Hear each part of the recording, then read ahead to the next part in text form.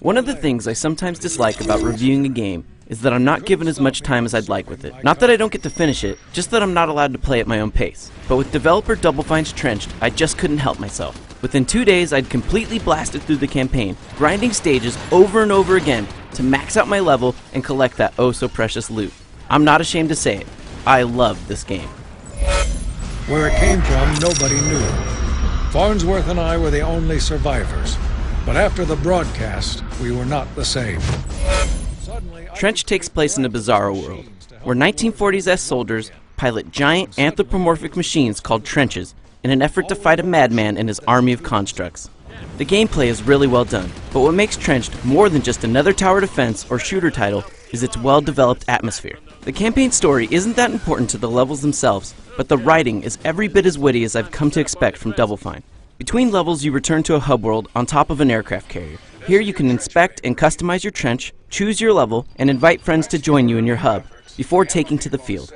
The setting is just really well done, perfectly capturing the feeling of the alternate mid-20th century. More importantly, the hub world just functions well, seamlessly bringing in other players and letting you see just how each tweak affects your mech's appearance.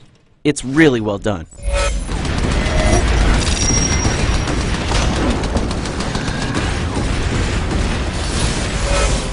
Part third-person shooter, part tower defense, Trenched is an awesome mix. Sometimes you're defending one position, other times you're defending multiple, but the goal is always the same. Deploy turrets and use the guns on your mech to blast the holy hell out of anything you see. Collecting the scrap enemies drop when they die allows you to deploy additional turrets, which look great as they fall from the sky. I just wish there was a way to destroy them after they're deployed, since they can't be placed too close together. Depending on how you play, Trenched can be played more as a shooter or more tactical.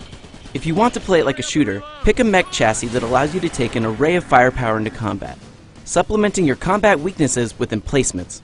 If you're more the sit back and watch type, you can take an engineer chassis with a few weapon slots and a bunch of emplacements, creating a network of turrets to hit your foes. It makes for a lot of replayability, as you can play levels aggressively one time or strategically later. A big part of the fun in Trenched is figuring out the right mech for the level at hand.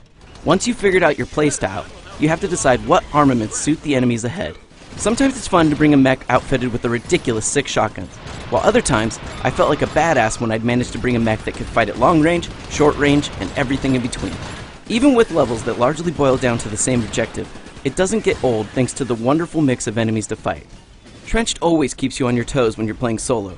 Multiplayer is also a lot of fun, as replaying levels with others allows players to specialize their mechs in ways that play off one another's strengths.